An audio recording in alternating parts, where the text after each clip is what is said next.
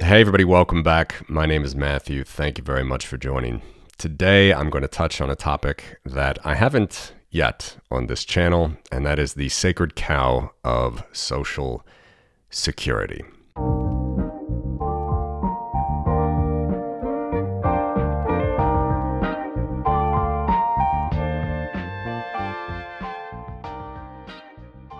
Social Security, a U.S. welfare program that was started, one of the crowning jewels of the progressive era in 1935, signed into law by FDR. I have data here that I'm about to show you from 1937. Now, before I begin, entitlements, as they're called in the United States, Social Security, Medicare, and Medicaid, of which Social Security is the earliest, oldest, greatest of them all. They are indeed a third rail of American politics. Their line items looking forward are what they call off budget, so they don't even count as any sort of calculation on the national debt. So that's interesting. But because they are third rails, you often find commentators who like to talk about them with some bombast and talk that it's a Ponzi scheme or there's no money there.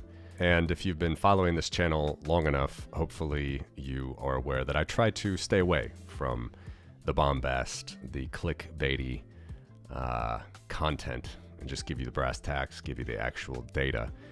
And I am proud to be an American. Of course, being proud of your country doesn't mean that you have to defend everything that they put out there, certainly politically. But this is not meant to be some sort of a gaslighting exercise when you look at the title and I ask, is there any money there? It's just supposed to look at the facts, okay? So this is going to be a couple videos, and what I do in this series, or what I want to answer in this series, are basically two questions. One, what does it mean when pundits, commentators, other politicians even say that Social Security is bankrupt? What does that mean? And number two, answer the question, where is the money to pay for entitlements in the future? Okay?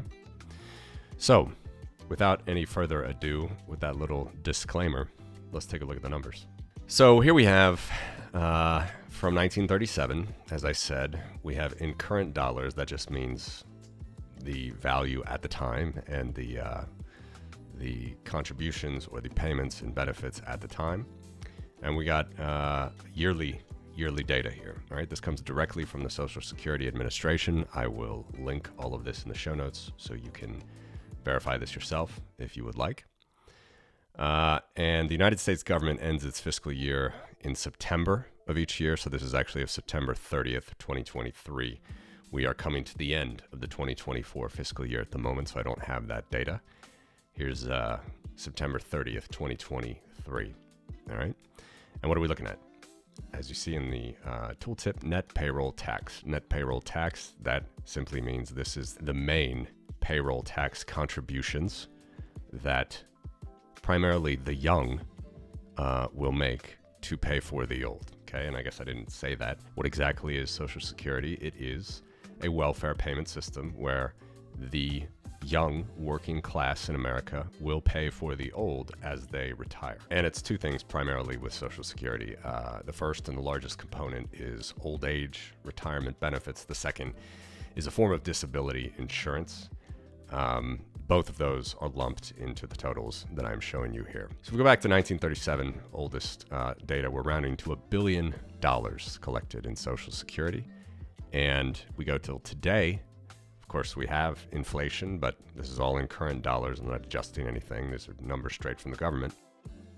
$1,233 billion collected in Social Security tax during the year for 2023 fiscal year. $1.2 trillion. Okay, so from $1 billion to $1.2 trillion, 90 years. All right, basically. That's the contribution side. This is what the young pay into the system. What goes out? Those are the benefits. Here they are. In the negative, let's go back to 1937. You can see here, it rounded to zero. Benefits went out, paid, because most people were paying into the system. I said 1.2 trillion comes in. So what goes out? 1.38 trillion. All right, 1,379 billion, or 1.38 trillion dollars in benefits was paid out last year. This is the brass tacks of Social Security. These are the main components of the system, of the program, of the Social Security Administration of the United States. Taking a moment to remind you that this show is brought to you by Trezor, home of the original Bitcoin hardware wallet. For over 10 years now, Trezor means business in Bitcoin security and functionality. When using their wallet software Trezor Suite to connect to the Bitcoin network, you're automatically connected via Tor, protecting your identity and giving you full control of your coins in a fully open source manner, both on the software level and on the hardware level. So head on over to Trezor.io to grab your brand new Trezor Safe 5 with a secure element, as well as a ton of available accessories to back up your keys and keep your coins safe. Let's zoom in here a little bit, back in the early days, okay? Even actually closer. In the 30s and the 40s, during World War II, what do you see here? Well, you see a lot more payments going in than payments coming out, all right? And benefits going to pensioners, people that are retiring. Remember that old age retirement used to be 65. It has changed over the years, a few different categories for a few different workers. You can see clearly that the government was taking more money in to the Social Security system than it was paying out in early days. Okay, started to change fairly quickly after World War II. You can see it still is running surpluses here. Okay, see that, you know, payroll tax here, for example, in 1954, rounding to 5 billion in. How much did they pay out? 4 billion. Okay, so that's pretty good. It's a pretty good return, actually, pretty good operating ratio if this is a business. But this is the government. This is a trust, Social Security trust welfare program. As I said, it's part of the progressive era in the early 1900s, signed into law by FDR in 1935. So what we have here is basically payments coming in and payments going out. This is the main economics of the system. But to get to brass tacks, to really understand where we are at any given point, of course, you need to look every year. What is the green minus the red? Okay, so how much do you take into tax every year, and then how much do you pay out in tax every year? And for that, I have this surplus deficit columns that are coming up right now in purple here. A couple more things to say on this before I drill down, and this will be it for this video. There are other things on the Social Security statements in the program that you can find. First of all, on the income side, primarily there is interest. Although from the 80s, they actually started taxing the payouts. So it's not much of a tax, and it really rounds to zero, frankly. I'm keeping that off just to keep things very, very simple so you understand what's happening here. But I'm not showing interest on the income side. I'm not showing additional tax on the benefits. That started only in the 80s, and it's still not a big number. But again, you can imagine if you were paying in, you thought you'd get 100 and you only get 98 cents on the dollar. That's something like Social Security actually works. And then on the expense side, I'm actually not counting administrative fees. Okay, so there are, of course, staff that run this. You need to take in all the cash, spend the cash, do all the research, make sure there's not any scams, people that are saying they're retired when they're not, or dead people getting benefits payments. And of course, all of these things have happened. It's not easy. I'm not trying to poo-poo on anyone in the government here. It's not easy. But there are costs as well in this program. I'm not showing those either. All I'm showing is a very just sort of gross margin. How much are payroll taxes on the plus side, and how much are the benefits paid on the minus side. Hope you're finding these videos creative and to the point when it comes to navigating the rough waters of the financial system. And I'm happy to share with you a platform that can do the same when it comes to getting a loan secured by your Bitcoin, and that is Demystified. Demystified is a non-custodial, Bitcoin-backed lending platform designed for people who want to borrow against their Bitcoin while maintaining full control. Demystified offers institutional-grade liquidity through independent lenders, allowing for high-volume loans of up to 5 years. All transactions are secured by a unique multi-sig escrow system, ensuring that Bitcoin collateral remains safe and transparent. This setup guarantees that your Bitcoin is not rehypothecated, and you keep full visibility and control throughout the loan process. It's perfect for those who value security and transparency while exploring global stablecoin and fiat lending backed by Bitcoin. So head on over to demystified.com today to get started. Right now, roughly speaking, we're at the tune of $1.2 trillion on the positive to paying out $1.38 trillion on the negative. But of course, we want to understand all this. Let's just go brass tacks. Let's go to the net payouts. Now let's go back to the early days again and see what's happening. Okay, so here you can see these bars now. This is the net surplus, or if it was negative, it would be a deficit each year based on how the Social Security program operated. Okay, so as I'm showing here, you got 760 million in the first year, 1937, first year of payment data. 350 million, 1938, 570 million, 1939, dip for the start of World War II. America's entrance in World War II, of course, didn't happen until even later, but on we go.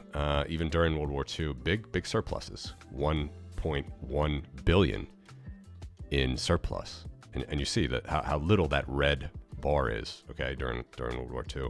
There's just not much payouts, and there's a lot of money coming into the system. So overall, you have a big surplus. Okay, so that's what that is. If I want to try to give you a picture where I can easily see this over the 90 years, I will show that to you right now. What I'm going to do is I'm going to take off the green, I'm going to take off the red, and I'm going to first just zoom in again from, let's start, I think we need to start here from like the 60s going back to the beginning. Okay, there we go. So again, we're just looking at the net number. Are we running a surplus or a deficit each year for the Social Security system? Most of the time, you can clearly see for the early decades of the program, it's running a surplus. It's running very well. More people, more young people are paying in than old people are taking out of the program. There's only 1959 deficit, 1961 smaller deficit, 1962 larger deficit, 1.36 billion, 1965 deficit, 1.1 billion. Okay, all the rest, they are taking in surpluses. They are taking in more than they are paying out up till 1970. Okay, now let's go from 1970 till the global financial crisis. A little bit of rough years in the 70s. This was Vietnam War times. The U.S. was raising a lot of money for the Vietnam War with Treasury securities. Also, you have the greatest generation that is retiring here. This is the generation that fought in World War II.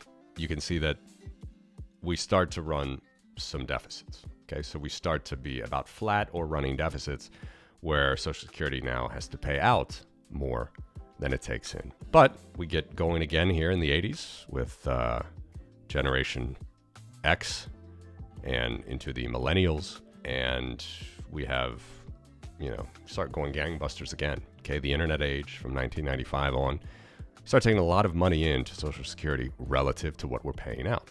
Okay, and this is current dollars. I'm not adjusting anything. So, in 1990, for example, Cold War was on its way to ending. 46 billion, 47 billion almost taken in.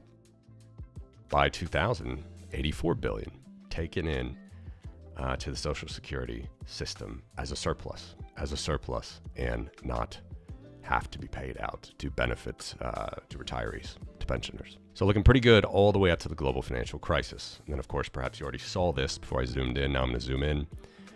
From 2008 to 2009, 10, 11, 12, onward to today, we are back in deficits. And not the deficits that we had in the 70s, although relatively speaking, you can at least say it's 10 to 1, so let's just find something here.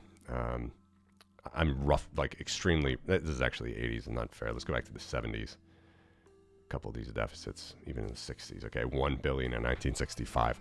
Very rough, counting for price inflation numbers. It's 10 to 1 right there. So maybe something like 10 billion deficit today would make sense compared to the 1965 deficit of 1 billion. What do we have today? Much more. We have 185 billion here in 2012, 160 billion deficit in 2011. And then we get a little bit better here in the mid 2010s.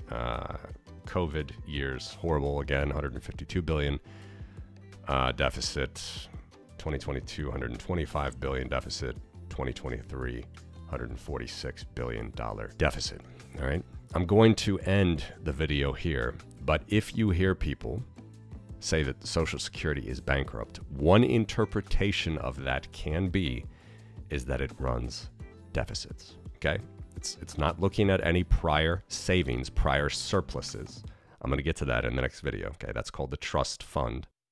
But one interpretation of Social Security being bankrupt could be that the nation now spends more since the global financial crisis in benefits. Okay. These benefits here spends way more in benefits than it receives in taxes. Okay. And just to zoom in back again to the surplus deficit, we are in record numbers, not as high as 2011 and 2012, but the Social Security system cannot afford itself from current taxation. Okay. So when the young is paying for the old, now it's not enough. And of course, what's happening? The baby boomers are retiring. Okay. The kids of the greatest generation, these are the huge payments that have started to come down the line in the 2010s and will continue to come down the line as we move forward. So this is one interpretation to say that Social Security is bankrupt simply because it cannot, on an ongoing basis, subsidize itself. This is only part of the picture though. Okay, so it's not a full answer of one of the questions I posed at the beginning of this video. We will do that, I promise you, in the next couple videos. But for now, I hope this helped you just from a brass tacks, broad picture, understand that Social Security, until the global financial crisis, was cash flow positive, was running surpluses. Now it runs deficits to the tune of 100+ billion, $150 billion deficits. That's it for this video. Let me know what you think in the comments. Thanks for watching.